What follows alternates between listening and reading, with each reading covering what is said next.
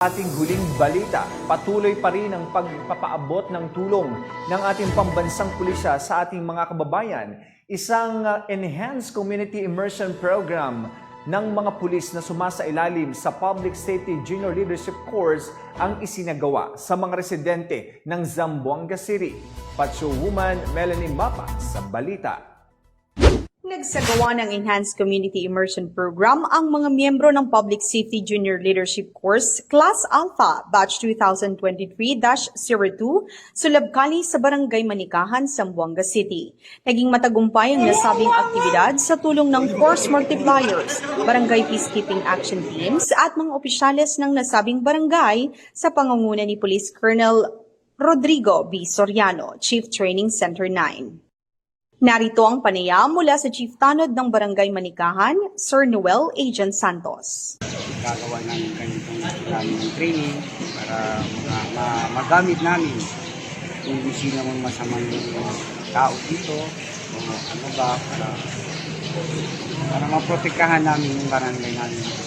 Ang aktibidad ay patuloy na isinagawa at ginanap ng 5 araw mula sa ika-23 hanggang ika-27 ng Pebrero sa taong kasalukuyan.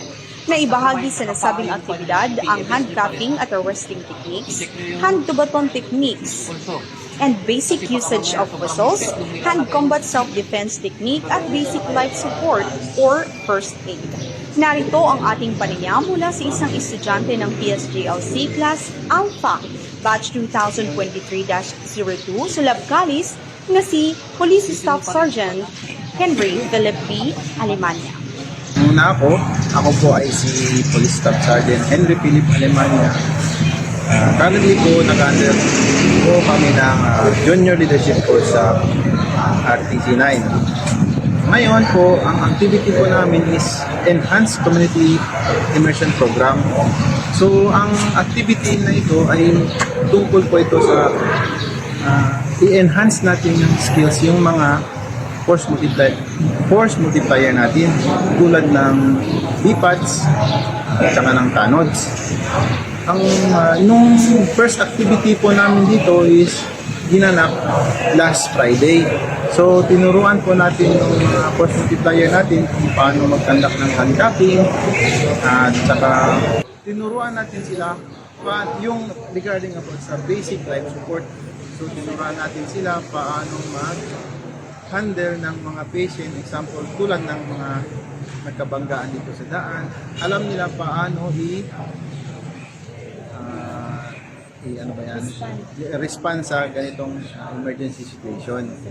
Layunin ng programang ito na ibahagi ang natatanging galing at talento sa mga estudyante at mga mamamayan upang mahikayat ang mga ito na makilahok sa mga produktibong gawain tungo sa isang masaya at maunlad na bagong Philippine household.